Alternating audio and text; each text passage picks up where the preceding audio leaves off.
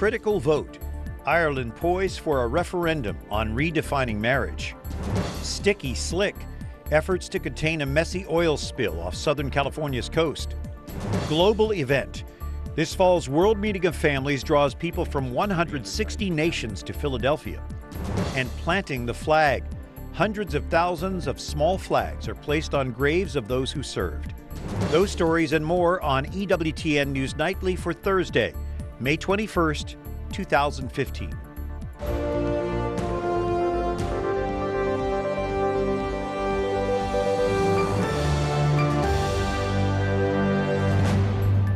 Good evening. Thank you for joining us. I'm Brian Patrick with your news now. Activists hit the streets of Dublin today, campaigning on the eve of Ireland's nationwide referendum to redefine marriage. Civil partnerships are already recognized in Ireland, but the constitutional amendment would go further, allowing gay couples to marry. Opinion polls seem to show that most voters support the change. Well, I'm going to vote yes, but I just think I shouldn't have the authority to say no. We're not complacent. We are aware that we need a very good turnout in order to get a yes vote over the line. But the yes side's lead has narrowed dramatically this month as conservative campaigners raise concerns about the impact on children. Defending marriage, traditional marriage, as it was outlined by our very wise forefathers. Personally, I believe same-sex marriage is most unnatural. That's my opinion. Ads warn that unregulated surrogate pregnancies would flourish in a more gay-friendly Ireland, and judges could order children to be seized from single mothers and handed over to adoptive gay couples. Government officials say the result could be very close. It's a pleasure to have Ben O'Flynn joining us, an attorney from Dublin, Ireland, as we look ahead to the vote on the referendum to redefine marriage. Ben, as an attorney, can you give us some of the legal ramifications of this referendum? Certainly, Brian. This is a proposal by the government to amend the constitution in Ireland, and they're going to amend it in a radical way by effectively redefining marriage so as to extend it to people of a same-sex attraction as well as the traditional view of husband and wife. And that's going to bring with it a number of rights, including the right to procreate. So how do gay couples procreate, and how does that affect other traditional marriage in Ireland? Well, that's the million-dollar question, and it's one of the main reasons why there's a huge body of concern in Ireland. It's not simply confined to the church, but it's a widespread concern that extending the law in this way will lead to all sorts of unintended consequences. There were other ways that it could have been done. The government's chosen to do it in this radical way, and there are many people concerned about that. This is being positioned as a battle between the very secular government there and the Catholic Church, at least by some in the media. How do you see it from where you sit, Ben? Well, it suits people to characterize it as a battle between church and state in order to galvanize feelings in relation to those who are opposed to this. But the opposition is much wider than that. The new Irish are from African countries and a Muslim population are solidly against this, and there's a huge body of people of no affiliation at all who are very, very concerned about what the government is proposing. We've heard that the gap has been closing in recent days and weeks. What are the chances of this referendum failing? Well, we've been facing a tsunami of all the political parties, all of the media united in calling for a yes vote. There's just volunteers working against it. Initially, it was 80-20 in favour of the proposal going through. That gap has now closed, and it's something of the order of 53-47 was the latest poll. There's a feeling that the no side may just be able to pull off a great coup in defeating this, but we've really been up against it in terms of the Chuck Feeney and various people have poured millions into the Yes campaign to try and secure these rights under the Constitution. And the world is watching. How do you think this affects us all over the globe? Well, it sends a powerful message to people. I suppose the fact that we've been able to mount such opposition has been a great encouragement for people. I'd ask people to pause, to say a prayer for Ireland just right at this moment, to contact anybody that is in the country and urge them to vote no. Each and every vote is going to count, but I think it's a great example to people all around the world of what people can do when they come together, even with limited resources, to stand up to these sort of forces. Ben O'Flynn, be assured of our prayers. Thanks for joining us by Skype from Dublin. I'm delighted to talk to you, Brian.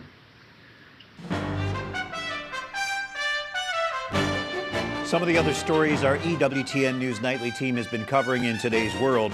The University of Notre Dame's request for a temporary exemption to the HHS contraception mandate is denied. The Federal Appeals Court rules an existing exemption allows the Catholic University to avoid paying for contraceptives directly.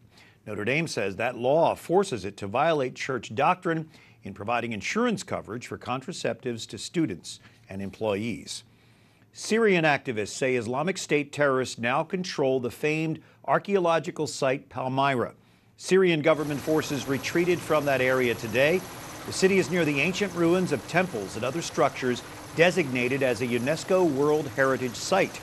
UN and Syrian officials have expressed fears that ISIS plans to destroy these historic sites. The group has already flattened the ancient Assyrian city of Nimrud and smashed statues in Iraq's Mosul Museum. A dire warning today to a Senate committee about the U.S. strategy against ISIS in Syria and Iraq. The resources provided to support Iraq are far from adequate. The timing and urgency to provide arms, equipment, and training is insufficient. And as such, we are not only failing, we are in fact losing this war. Moreover, I can say with certainty that this strategy will not defeat ISIS. What Congress has to do, what we all have to do, is find any way that we can to persuade the president to own this fight, to recognize that it's a war, to recognize that we must win, and to help develop the will among the American people to fight this. That testimony before the Senate Committee on Armed Services this morning. A nasty oil spill stretches across 9 miles of the Southern California coast tonight. The sticky goo escaped from a broken pipeline earlier this week. More than 100,000 gallons may have spilled into the Pacific Ocean. Workers in protective suits are shoveling back black sludge off beaches, and towboats are corralling the slicks with booms. So far, we have no evidence of widespread harm to wildlife, but the full environmental impact is still being assessed.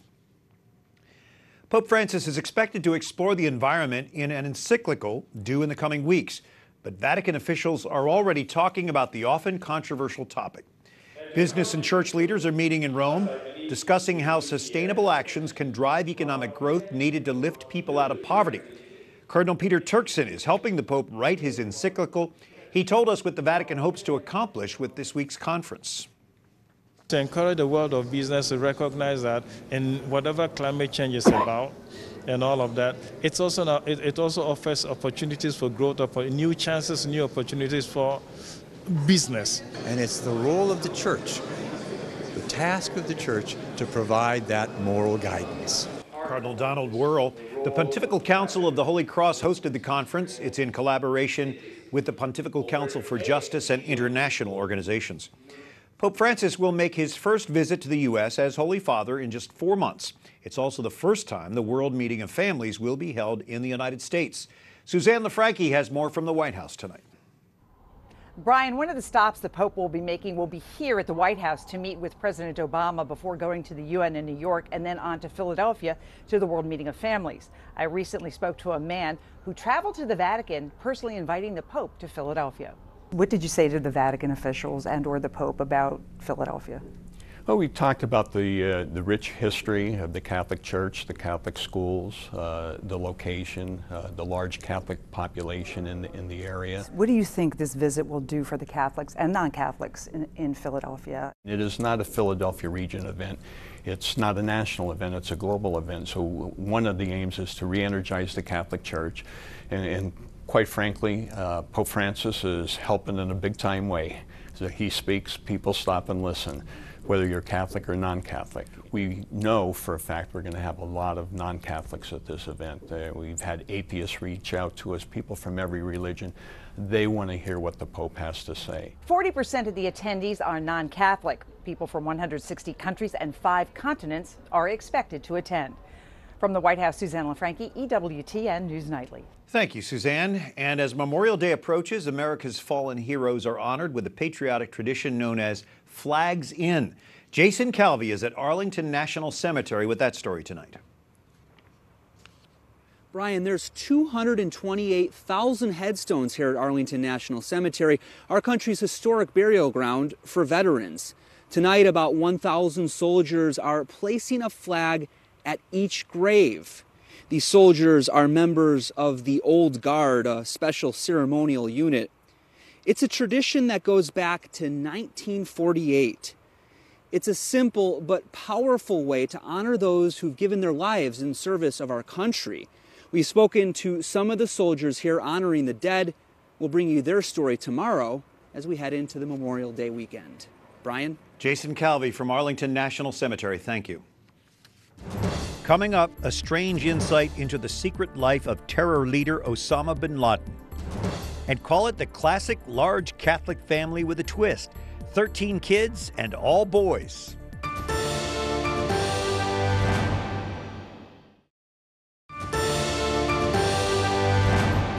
There are times when God is silent, a silence which cannot be understood unless we gaze upon Christ crucified.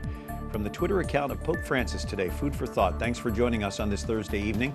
I'm Brian Patrick. And tonight, a bizarre look into the mind of a terrorist.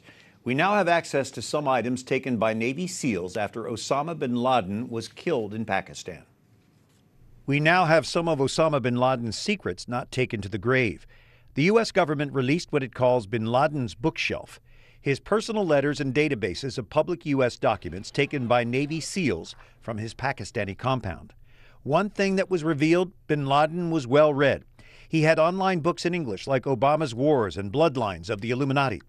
But perhaps more revealing, Osama bin Laden, the world's most wanted man, was at times emotional about his family.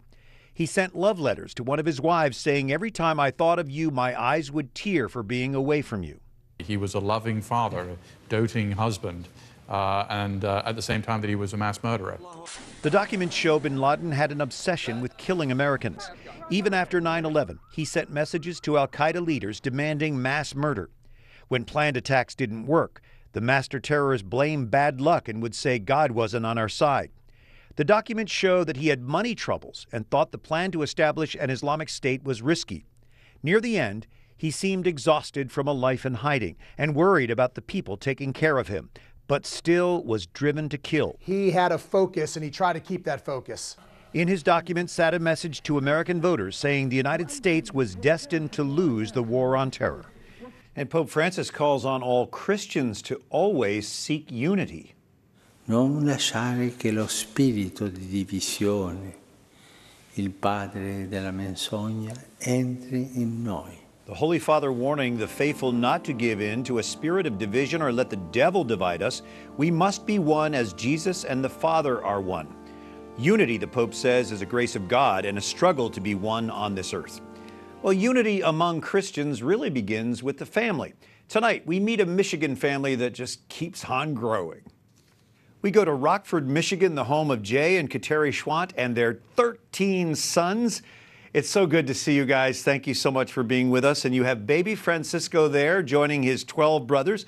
How's everybody adjusting to the new addition? So far, so good. You know, we got home from the hospital a few days ago, and after about a half a day, it was kind of business as usual here. So he's adjusting just fine and was welcomed with open arms here. So. Well, Terry, he looks like he's very happy there in your arms. Is he letting you guys sleep at night? He actually does really well. He'll wake up to eat once, maybe twice, but he goes right back to sleep. It's been very easy so far. Well, I'm sure when people see your family, they must think there's a big Catholic family. Does that describe you guys? It does. Yeah. And we're happy to say it. You know, we get that question quite often, and you know, it's the way it's always been. So. How do people react to you when you're in public, even in church, in your parish? Our parish has been very supportive. They love to see us, you know, attending Mass and watching the boys, and they've watched them over the years grow and watch our family grow. People in public tend to ask. Yeah. We get mixed comments and things like that. You know, the question we always get are they all yours? because we do quite a bit together. You know, all 13 boys are still around. Our third one is getting ready to graduate high school, but for them, we do a lot together. So, you know, whether it's going out to eat or going to the boys' sporting events, you know, we're all together quite often. So we get the questions, you know, every time we're out. So how do you manage such a large crew? I'm sure that you bring God into this, or it doesn't seem like it would be possible. That's true. Yeah, we've got a pretty good routine. You know, as far as getting them off to school, each day is, you know, very similar. And then the weekends are usually quite hectic because there's a lot going on with sporting events and church and things like that. But we've got a pretty good routine. Mom runs a pretty tight ship here. So, you know, we're getting them all up, getting them ready for school, lunches, when they get home from school, you know, getting the homework going, and then the activities at night, dinner time. It's a pretty good routine. So we manage, and the older boys help out a ton. We couldn't do it without the help of the older brothers, for sure. Well, they certainly play an important role there. I know my daughters have told me never to ask anyone who just had a baby about the next one. I was the 7th of 8 boys, and I know my parents continued to hold out for a girl and didn't get one. Are you guys still holding out for a girl? We've kind of given up hope on that a little bit. I just don't think it's in the cards, and that's the question we get each time. And we're obviously open to children. You know, we're very fortunate to have a good support group and a loving family, and, you know, financially be able to, you know, handle such a large family. So if we are blessed with one more, that would be great. But we don't, and everybody assumes that we just keep trying for this girl. And that's, you know, not necessarily the case. We're blessed to have 13 happy, healthy babies. They all happen to be boys. Not babies anymore, I guess. But we've been very fortunate. If a girl was to show up, that would be fantastic. But I don't think it's in the cards. Yeah, well, thank you for saying yes to life and for joining us tonight. We appreciate it. Thank you. Up next, are women undervalued by the Catholic Church? Response to a New York Times op-ed claiming they are. And drinking with the saints, an interesting connection between sanctity and alcohol. To the Holy Spirit, happy Pentecost.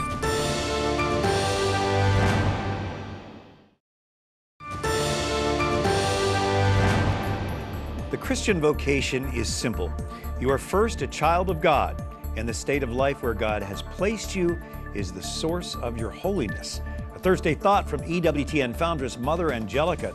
Thank you for joining us on this Thursday evening. I'm Brian Patrick, and Catholic women speak out against a recent New York Times op-ed claiming Catholicism undervalues women. They should say that to Mother Angelica. Columnist Frank Bruni says the church doesn't allow equality for women, citing the church's stance on birth control and priestly ordination. He writes, the church's refusal to follow some other Christian denominations and ordain women undermines progress toward equality that it trumpets or tries. Sexism is embedded in its structure, its flowchart. Wow. Gloria Purvis is with us. She's with Black Catholics United for Life, and I know you have a lot to say about this, Gloria. So what's wrong with Bruni's stance on artificial contraception and ordination? Well, first of all, his whole idea of woman, he has this vision is that in our essence, we are flawed, and therefore we need artificial contraception to fix us. His idea of woman is that we need to be faux males, you know, F-A-U-X male instead of female. In essence, he doesn't accept or understand that women in and of ourselves, we're perfectly fine, for we are made in the image and likeness of God, and that's where our dignity and equality arises. You don't think you need to be ordained a priest? No, I could no more be a priest than I could be a mom, than right? you could be a mom. He doesn't understand that the priesthood is not like managing a convenience store. It's not a 9 to 5. It is a vocation. Much like motherhood is a vocation that involves the entire person. It's not just about biology. So he doesn't understand really what vocation is, I don't think. No, he does not understand that it's a calling from God to live in a particular state of life, to grow in holiness, and that not even all men are called to be priests. So that is the main flaw in Bruni's argument, is he doesn't understand our understanding of the human person or the priesthood. So I believe he's a Catholic, or at least proclaims to be. Do you think he gets this idea of tradition with a capital T? Absolutely wrong. He gets it very wrong. He thinks it's just customs and not understand it's the teaching passed down throughout generations of the church. And so he wrongfully refers to tradition as if it's just some custom that you could change. Like instead of, you know, wearing gloves when you shake hands, you can now take your gloves off and shake hands. That's not the same as tradition as we understand it. He discusses religious life and says that the term father, which we call priest, carries authority, yet sister does not. What do you think about that? I thought that was so interesting, actually. His entire paradigm for feminine equality is based on maleness. And the fact that he uses the word father and does not go with the natural corollary of mother was also interesting. And he sees father as authority, as strength. And I see father and mother as love and responsibility. And I see sister as love and responsibility as well. It is interesting that that which is uniquely woman, sister, he equates with weakness and not being important. And there are women religious who are mothers. Yes, many of them. Mother Angelica. That's right. So, do you think the Catholic Church undervalues women? Absolutely not. The church herself does not ask women to check her fertility at the door to be full members. We don't have to jettison anything that is uniquely female to go to heaven. Whereas this image that Frank Bruni and others who think incorrectly like he does, that women in and of itself, in order for us to be valued and equal, the prescription for us is artificial contraception and ordination, to jettison that which is uniquely female, again, to be faux males. Well, I personally am very grateful for the women in our church. I don't think we'd still be around if the women hadn't sustained us through some pretty dark times. Well, think about the fact that in the middle of salvation history is a woman, the Blessed Virgin Mary, for God himself was born of a woman. How could any church that heralds that undervalue women? And how could any man bear the Christ child? Amen. Impossible. Amen. All right. Thank you so much, Gloria Purvis. Thank We look you. forward to having you back. Likewise. Beer was perfected in medieval monasteries. Whiskey invented by Irish monks. Catholics have a long involvement in the creation of alcoholic beverages, and tonight, Catherine Szeltner serves up a story on drinking with a twist. One look at how Michael Foley shakes, strains, and stirs, you'd bet he was a bartender. So we're going to use an ounce of gin. But with a doctorate in Catholic theology, this professor is serving up life lessons with his cocktails. The Catholic Church has always had a positive attitude towards alcohol, but not the excessive use of alcohol. Inside DC's speakeasy, the Gibson, Foley gives me a tour through his new book, Drinking with the Saints. This glorified bartender's guide offers cocktail recipes to celebrate the church's many saints, feast days, and liturgical seasons. How do we celebrate Pentecost? The White Flame is a great drink for Pentecost. Foley is quick to warn against unhealthy drinking. You should drink to remember, in my opinion, but not drink to forget. Ours is a Eucharistic religion. We remember with thanksgiving the good things that God has given us. So when you drink to remember, you're drinking out of a sense of happiness rather than drinking to forget out of a sense of loneliness or sadness. Each step has a deeper meaning. I recommend that you shake the martini shaker 40 times. It's a good biblical number, and it makes sure... It's more than mixology in this book. You learn about the saints, like Jose Maria Escriva, who founded Opus Dei, a group that helps lay people seek holiness in everyday life. Anytime he heard himself referred to as the founder, he would joke and say, "The only good founder I know comes in a bottle." And it was in reference to Fundator, founder brandy. Foley says alcohol is not evil. Holy people can drink. We can sanctify the home, we can sanctify the bar. And that's worth raising a glass to. To the Holy Spirit. To the Holy Spirit. Happy Pentecost. Catherine Szeltner, EWTN News Nightly. Thank you, Catherine, for reminding us that Pentecost is right around the corner. We look forward to having you back with us again tomorrow on Friday. Until then, we encourage you to like us on Facebook.